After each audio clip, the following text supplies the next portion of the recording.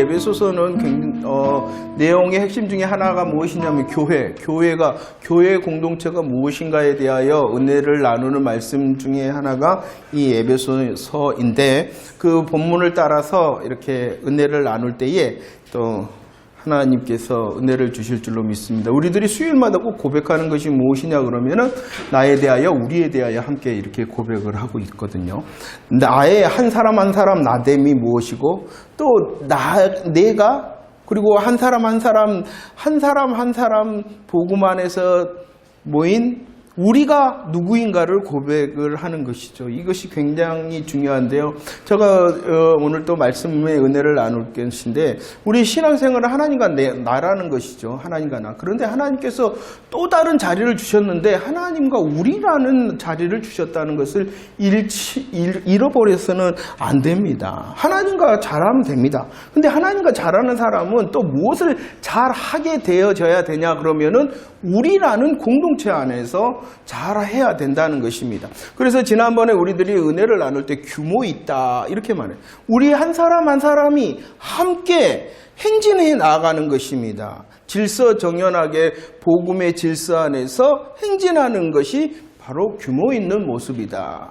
규모 있는 모습 가운데에 우리들이 착각을 하지 말아야 되는 것이 무엇이냐고, 나는 잘하고 있어 라고 하면서 자기의 열심으로 잘하는 것은 규모 있는 것이 아니라는 것입니다. 열심히 해요. 충성되게 해요. 그런데 공동체가 앞으로 가고 있는데 나는 열심히 충성되게 뒤로 가면은 오히려 그것은 규모 있음을, 자기가 규모가 없을 뿐만 아니라 교회의 규모를 해치는 것이 되어진다. 이렇게 말씀을 드렸죠. 충성과 헌신과 봉사는 규모가 있어야 돼요. 한 방향, 같은 뜻을 향하여 함께 나가야 돼요. 나는 잘하고 있어가 아니라 우리가 함께 복음 안에서, 복음의 질서 안에서 잘하고 있음이 규모 있다. 그럼 규모 있기 위해서는 뭐 해야겠어요? 우리들이 먼저 정신을 차리고 복음 안에서 구석에 있어서 나에게 맡긴 직임과 중무에 충성하는 것이 함께 나를 세우는 것이고, 규모 있는 걸음은 나를 세우는 것이고, 나를 세울 뿐만이 아니라 우리를 세우는 것이다. 이렇게 은혜를 나눴죠. 그 모든 것이 이제 에베소서의 공동체 복음 안에 들어 있어서 이렇게 했습니다.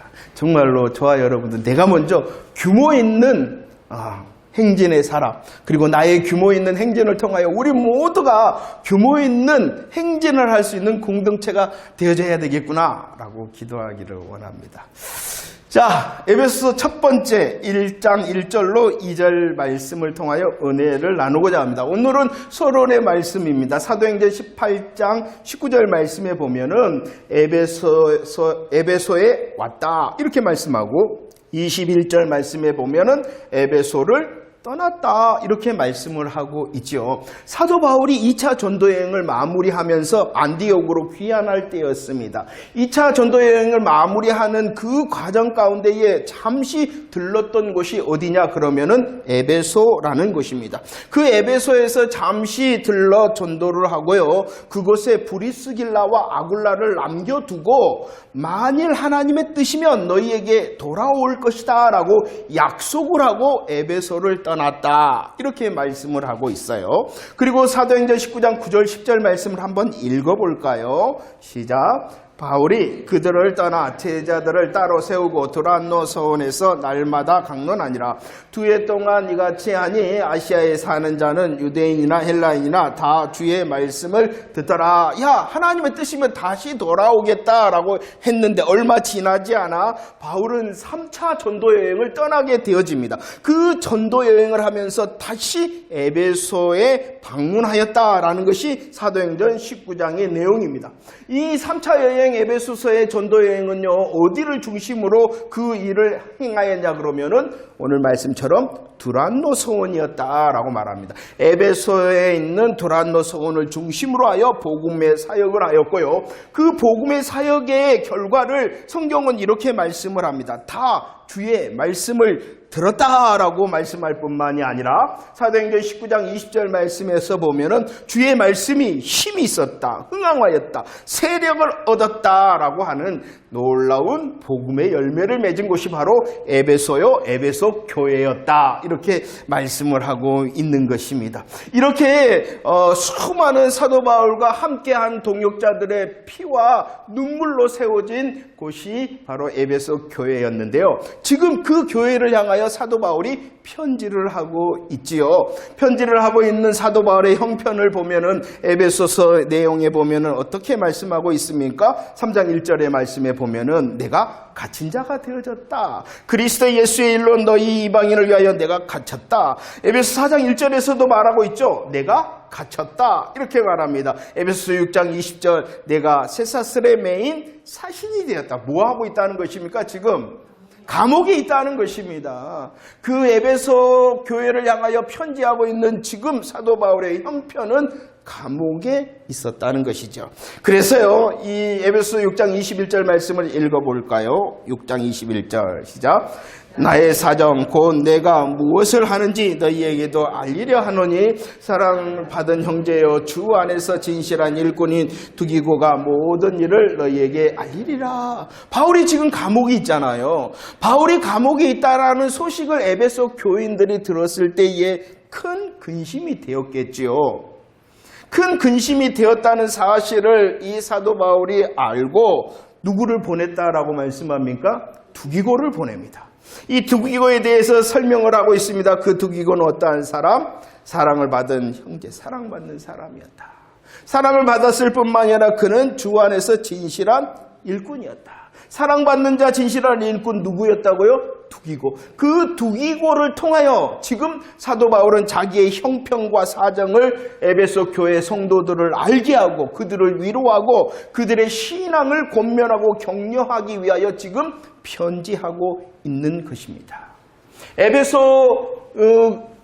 에베소서는요, 사도 바울이 감옥에 있으면서 에베소 교회 성도들에게 자신의 사정을 알리고 그들을 위로하고 다시 신앙으로 권면하고 또 세우기 위하여 이 편지를 쓰고 있는 것이다 라고 말씀드릴 수 있습니다. 그런데 이 에베소서는 1장부터 6장까지 있는데 그곳에서 계속하여 반복하여 강조하는 말이 있어요. 에베소서에 가장 강력하게 강조하고 반복하는 것이 있는데 그 두 단어가 뭐냐 그러면은 풍성과 충만이다 라고 말할 수가 있습니다. 자, 한번 볼까요? 에베소 1장 7절 말씀 읽어봅시다. 시작.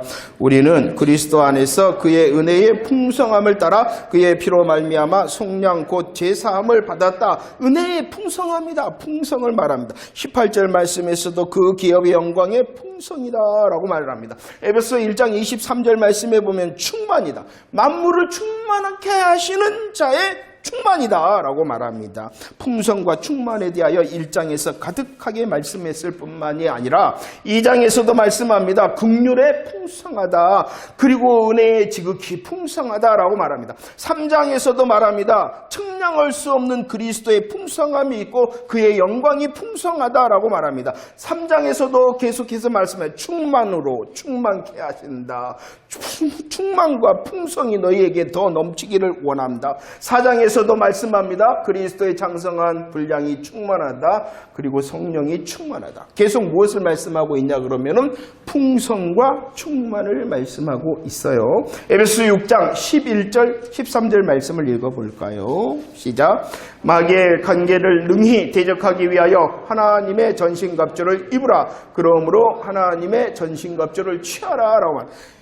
1장부터 5장까지는 계속해서 풍성, 충만, 풍성, 충만이라는 말을 했는데 6장에서는 풍성과 충만의 말은 없어요. 그러나 오늘 읽었던 이 11절과 13절 말씀에 보면 무엇이 나오냐 그러면은 하나님의 전신갑주를 입어라. 하나님의 전신갑주를 취해라. 하나님의 전신갑주를 입고 취한 모습이 어떠한 모습이냐 그러면은 충만과 풍성, 풍성과 충만의 모습이라는 것입니다. 그러므로 에베소 1장부터 6장까지 가득한 것이 무엇이다고요?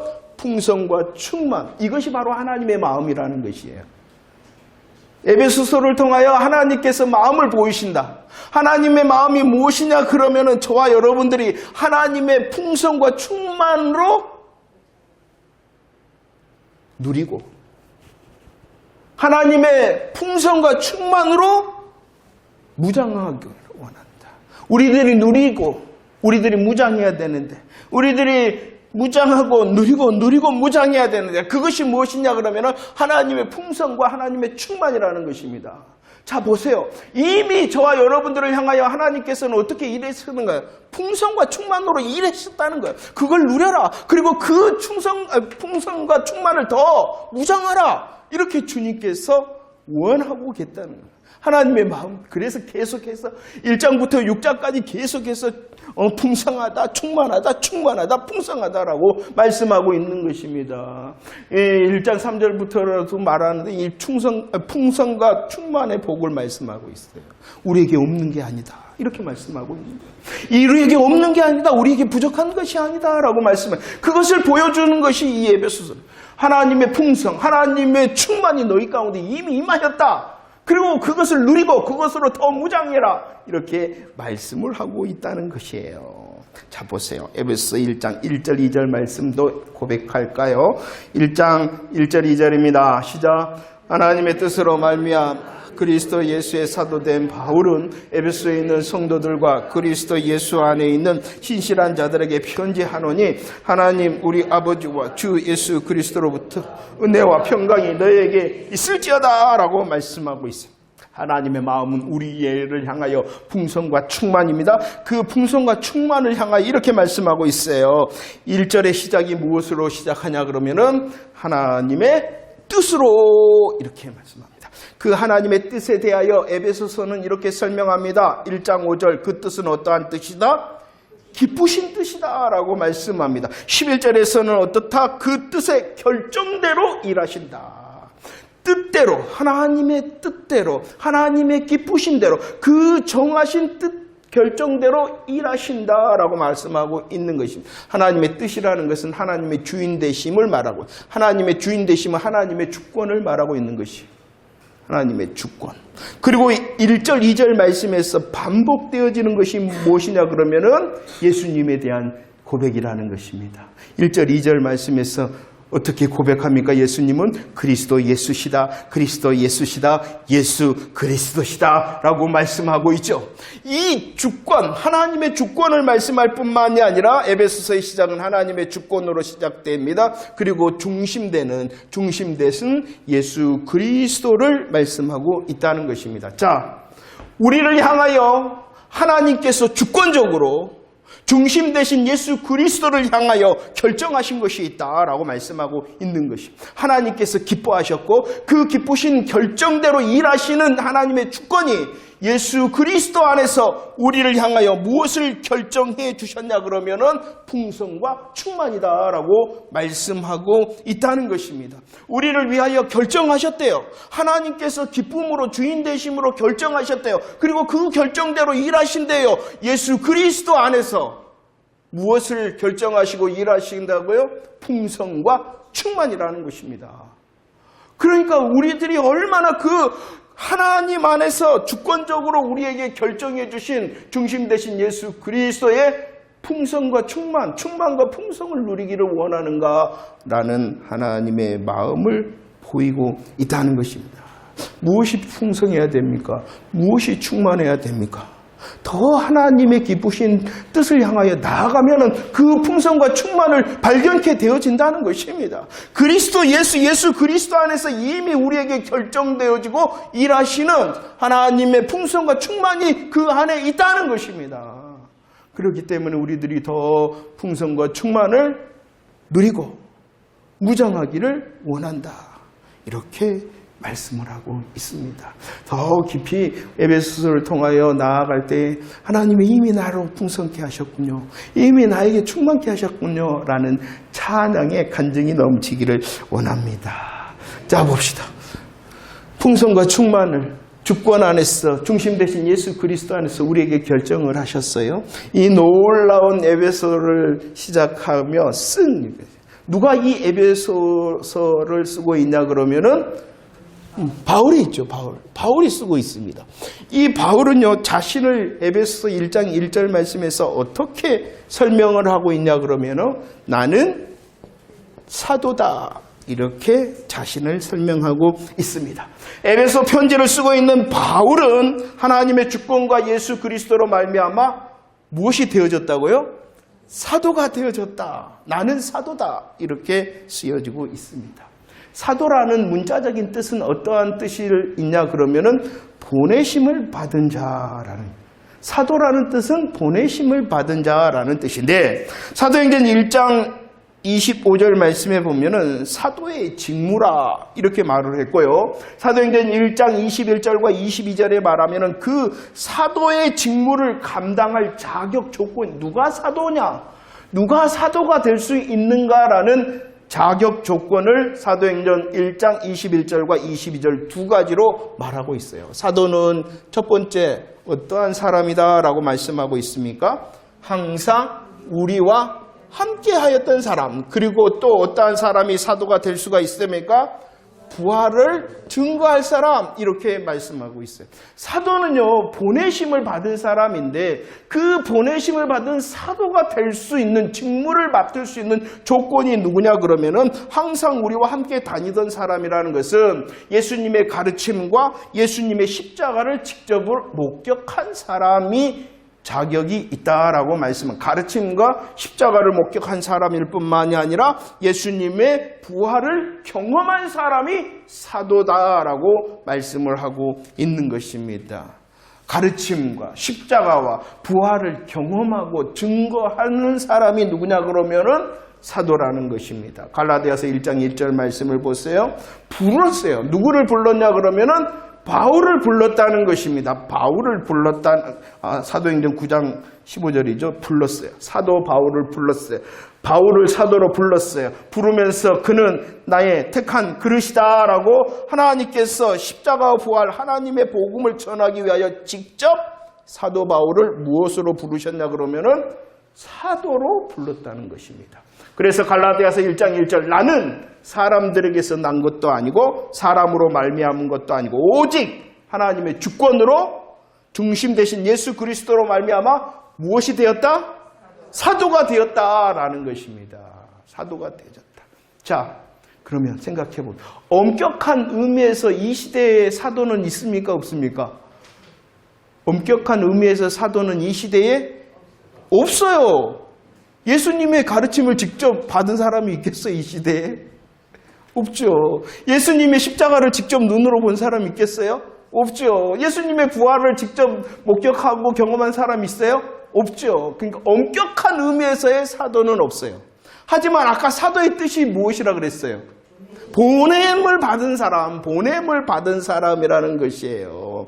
보냄을 받은 사람. 그러면 이 뜻으로 한다면 저와 여러분들이 누구입니까? 그러죠. 뜻의 사도라는, 보내심을 받았다. 우리들도 보내. 그런데 성경에 보면은 보냄을 받았다라는 또 다른 뜻의 단어가 있습니다. 그것이 무엇이냐 그러면은 실로함이라는 것이에요. 요한복음 9장 7절 실로함은 번역하면 뭐다? 보냄을 받았다라는 것입니다. 오늘 이 요한복음 9장의 말씀은 아버지 하나님께서 누구를 보냈냐 그러면은 예수님을 보냈어요. 그러니까 예수님은 무엇이 되시냐 그러면은 실로함이 되시는 거예요. 아버지 하나님께서 예수님을 보냈잖아요. 그러니까 아버지 하나님 앞에서 예수님은 무엇이다? 실로함. 그런데 실로함 대신 예수님께서 요한복음 20장 21절 읽어봅시다. 요한복음 20장 21절 시작. 아버지께서 나를 보내신 것 같이 나도 너희를, 실로함 대신 예수님께서 우리를 부르시고 어떻게 하셨어요? 너희를. 그러면 우리들도 뭐가 되는 것이에요? 실로함이 되어지는 것이에요. 자, 뜻에 보냄을 받았다라는 사도의 뜻을, 우리들은 보냄을 받은 자, 보냄을 받은 실로함의 뜻을 가져요. 하나님께서 예수님을 보냈고 예수님께서 우리를 부르시고 보냄을 받았다. 우리는 보냄을 받은, 나는 보냄을 받은 사람. 우리의 삶의 자리를 보세요. 보냄을 받은 자의 삶.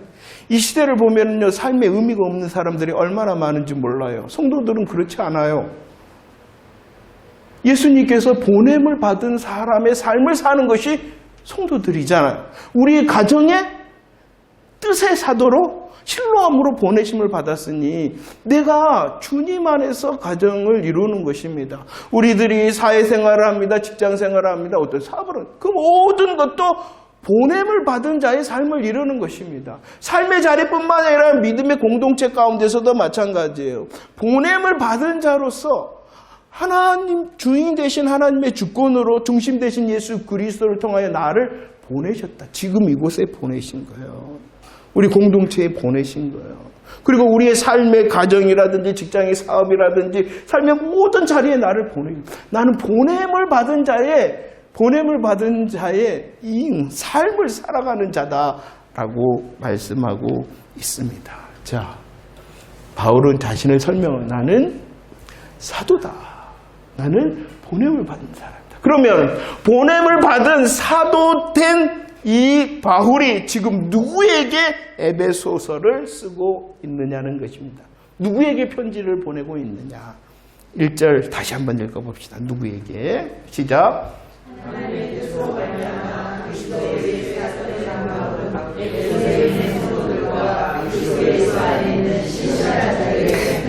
사도 바울이 지금 이 편지를 쓰고 있어요. 보냄을 받은 사도된 바울이 이 에베소서를 쓰고 있어요. 그런데 이 에베소서를 받은 사람이 누구냐는 것이에요. 첫 번째 누구다라고 말하고 있냐면 성도다.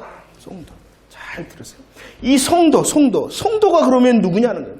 성도라는 것은요, 영적으로 타고난 사람이 성도가 아니라는 거예요.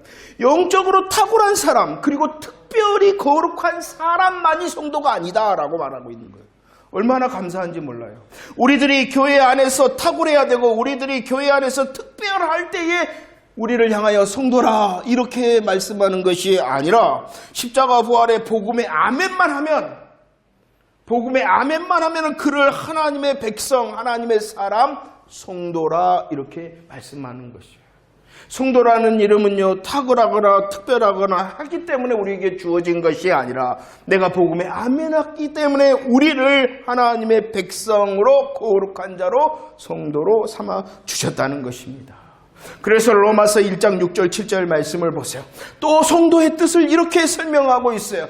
아멘하는 자를 성도라 이렇게 불러주셨을 뿐만이 아니라 하나님의 주권적인 사랑의 은혜를 받은 자, 하나님의 주권적인 사랑의 은혜를 받은 자가 성도요, 예수 그리스도의 소유된 자가 성도다 이렇게 말씀을 하고 있습니다. 내가 혹시 탁월하거나 내가 혹시 특별하지 않더라도 복음의 아멘을 통하여 나를 성도 삼으시고 하나님의 주권적인 은혜로 붙드시고 또 우리를 예수 그리스도의 소유로 삼아서 우리를 성도라 이렇게 불러주셨다는 것이죠. 자, 성도에게 편지 썼을 뿐만 아니라 또 누구에게 편지하고 있냐 그러면은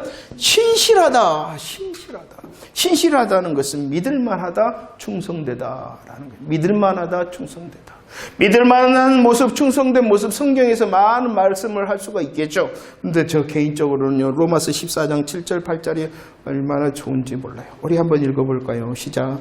우리 중에 누구든지 자기를 위하여 사는 자가 없고 자기를 위하여 죽는 자도 없도다. 우리가 살아도 주를 위하여 살고 죽어도 주를 위하여 죽나니 그러므로 사나 죽으나 우리가 성도된 우리 중에는 이렇게 고백하고 있는 것이에요. 하나님의 주권적인 사랑과 또 예수 그리스도의 것된 우리는 신실하다. 그 우리의 모습이 무엇입니까? 살아도 죽어도 이것이 바로 믿을 만한 사람, 충성된 사람, 신실한 사람 이렇게 말씀하고 있는 것입니다. 그런 사람을 향하여 편지한다. 신실하다. 믿을 만한 충성. 우리 중에는 성도된 우리 중에는 나를 위하여 사는 자가 없다. 살아도 죽어도 주를 위하여 사는 자의 모습이 신실하며 믿을 만한 자의 모습이요 충성됨의 모습이다. 세 번째, 성도에게 편지합니다. 신실한 자에게 편지합니다. 또 누구에게 편지하냐 그러면은 에베소에 사는 자들 이렇게 에베소 교회 공동체에 내가 편지한다라고 말씀합니다. 공동체. 공동체. 우리 한 사람 한 사람은 성도입니다. 우리 한 사람 한 사람은 신실한 자입니다. 이 한 사람 한 사람이 모여있는 것이 무엇이냐 그러면은 에베소에 산다. 에베소 교회 공동체. 그 교회와 공동체에 내가 편지한다. 이렇게 말씀하고 있는 것입니다. 고린도전서 6장 19절 말씀은 우리 한 사람 한 사람이 성전되었다는 것이에요. 우리 한 사람 한 사람이 성전이라는 것이 우리 한 사람 한 사람이 성전되었으며 고린도전서 3장 16절은 우리 공동체가 성전되었다라고 말씀을 하고 있는 것입니다. 굉장히 중요한 거예요. 자, 보세요. 누가 주권자가 되냐 그러면은 누가 주인이에요? 성부 하나님. 성부 하나님이 주권자가 되신데 그 주권자 되신 성부 하나님을 우리 한 사람 한 사람은 아버지로 모시잖아요. 우리 한 사람 한 사람은 아버지로 모시잖아요. 우리 한 사람 한 사람은 주권자 되신 하나님이 아버지이니까 우리 모두는 어떻게 되어지냐 그러면은 함께 가족이라는 거예요. 그래서 함께 가족된 에베소 사는 사람들에게 편지한다.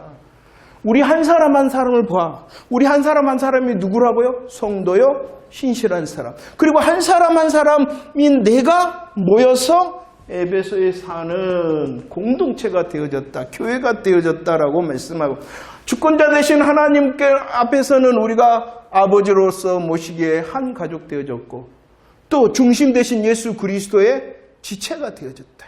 한 몸, 각각의 지체의 한 몸이 되어졌으니 또 다른 함께의 모습이다. 아버지를 보더라도 우리는 하나, 예수 그리스도를 보더라도 우리는 하나, 이렇게 말씀합니다. 하나 된 너희를 향하여 편지한다. 이렇게 말씀하고 있습니다. 신앙생활은요, 성도로 하는 것입니다. 신앙생활은요, 신실하게 하는 것입니다. 신앙생활은요, 에베소의 사랑, 공동체로 하는 것입니다. 그래서 또 누구에게 편지하냐 그러면은 그리스도 안에 있다. 그리스도 안에 있다. 왜 그러냐 그러면은 요한복음 15장 5절 읽어봅시다. 시작. 나는 포도나무요 너희는 가지라. 그가 내 안에 내가 그 안에 거하며 사람이 열매를 많이 맺나니 나를 떠나서는 너희가 아무것도 할 수 없다라고 말합니다. 가지와 포도나무와 가지가 연합되어졌다. 이것은 생명의 연합이라는 것입니다. 생명이 연합이 되어질 때, 생명으로 하나 되어질 때에 그 포도나무 안에 있는 것을 가지가 공급받을 수가 있죠. 연합되어졌을 때. 너희 한 사람 한 사람은 너희 공동체는 예수 그리스도 안에 있으므로 성장하고 성숙되고 열매를 맺는다라고 말씀을 하고 있습니다. 자, 누가 편지하느냐? 보냄을 받은 사도된 바울이 편지합니다. 누구에게 편지하냐? 성도요, 신실하고 공동체, 그리스도 안에 있는 자들에게 편지한다. 이렇게 말씀을 하고 있습니다. 자, 그리스도 안에 있으므로 내가 더욱 성도 되어진다는 것입니다. 그리스도 안에 있으므로 내가 더욱 신실한 자가 되어진다는 것입니다. 그리스도 안에 있으므로 우리 모두 공동체가 더욱 하나 되어진다는 것입니다. 나의 감정과 나의 상황을 앞세우는 것이 아니라 그리스도를 앞세울 때에 하나 되어진다. 그래서 편지하되 누구에게? 성도에게, 신실한 자에게, 함께 그리스도 안에 있는 자에게 내가 편지한다. 그럴 때에 우리들이, 내 개인이 기대가 되어야 돼요. 내 개인이 포도나무에 붙어 있어 공급받아 성숙되고 성장되고 열매 맺을 뿐만 아니라 우리 모두가 그리스도 안에 있어 우리 공동체가 더욱 성장하고 성숙되고 우리 공동체가 더욱 열매를 맺게 될 것이다 라는 하나님의 마음인 것입니다. 자, 보세요. 하나님의 마음이 무엇입니까? 풍성과 충만입니다. 하나님의 마음이 무엇입니까? 보냄을 받은 자, 실로암의 삶을 감당하는 것입니다. 하나님의 마음이 무엇입니까? 저희들이 그리스도 안에 있으므로 더욱 성도가 성도답게, 신실한 자가 더욱 신실하게 그리스도의 공동체를 이루는 것이다 라고 말씀합니다. 이것을 이루는 것이 무엇이냐? 이것을 이룰 수 있도록 하는 것이 무엇이냐? 그것이 은혜와 평강입니다. 2절 말씀 읽읍시다. 2절 시작. 하나님 우리 아버지와 주 예수 그리스도부터 은혜와 평강이 너에게 있을지어다 라고 말씀하고 있어요. 사도 바울은 지금 교회 공동체 에베소에 있는 성도들에게 편지하고 있습니다. 그리스도 안에 있는 신실한 자들에게 편지하고 있습니다. 그러면서 무엇을 구하고 있냐 그러면은 은혜와 평강을 구하고 있습니다. 은혜가 없으면 평강이 되어줄 수가 없습니다. 평강이 없으면 은혜가 되어줄 수가 없습니다. 은혜가 있기 위하여 평강해야 되고 평강이 있기 때문에 또 은혜가 넘치는 것입니다. 그런데 기억이 나십니까? 평강. 하나님께 구해야 했던 평강은 먼저 누구와 평강을 하는 것입니까? 하나님과 합평한 것이고 우리에게 주시는 평강은 또 하나님과 합평할 뿐만이 아니라 또 누구에게? 성도된 우리가 화목되어지는 것이 평강이다. 하나님과 합평하고 우리가 서로 화목할 뿐만이 아니라 또 무엇을 향하여 평강? 무엇을 구하였어요?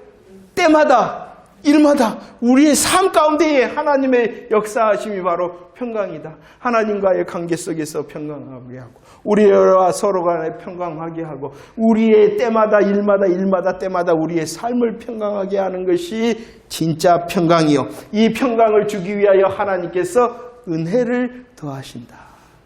이것이 우리 지난주 말씀이에요. 우리들이 축복했잖아요. 은혜와 평강과 은혜를. 자 보세요.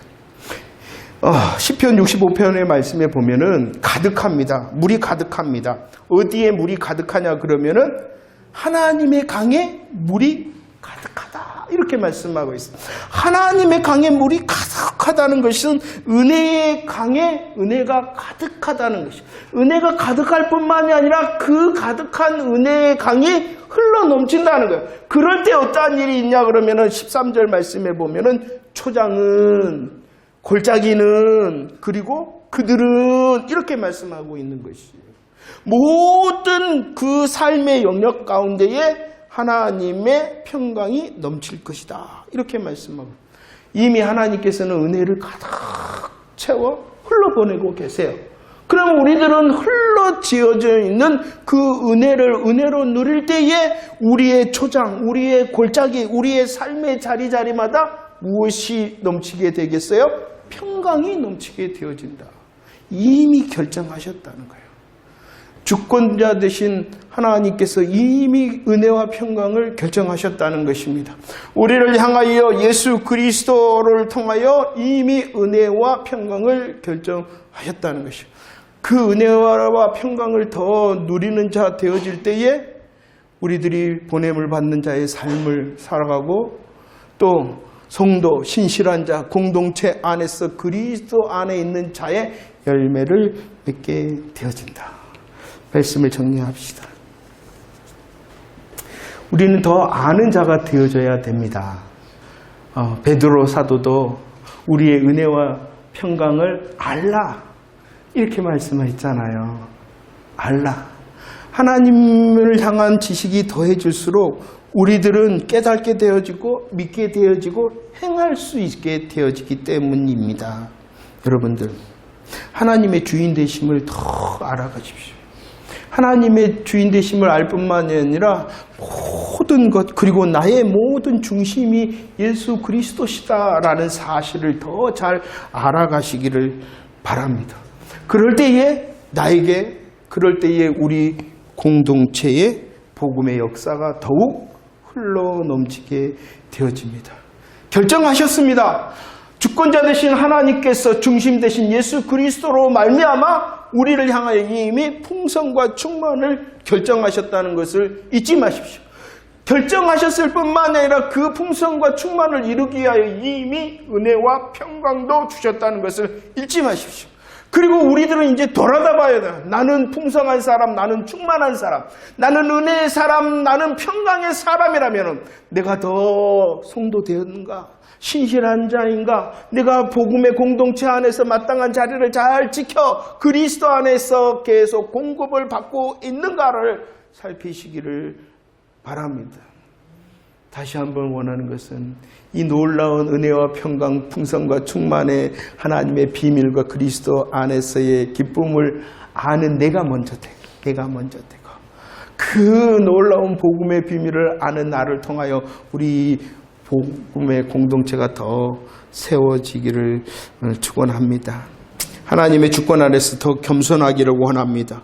예수 그리스도와 연합하여 그 힘으로 공급받음을 통하여 복음의 열매를 맺는 저와 여러분들이 되어지기를 축원합니다. 그리고 두기고라는 이름이 있었죠. 그 두기고는 사랑을 받는 사람, 그 두기고는 또 진실한 일꾼이었다. 하나님 풍성과 충만을 통하여 은혜와 평강을 통하여 다른 모든 이에게 사랑받는 자 되게 하시고 주님께서 맡기신 복음의 삶의 자리와 믿음을 신실하게 감당하는 일꾼 되기를 원합니다라고 더 은혜와 평강을 구하는 시간 되어지기를 축원합니다.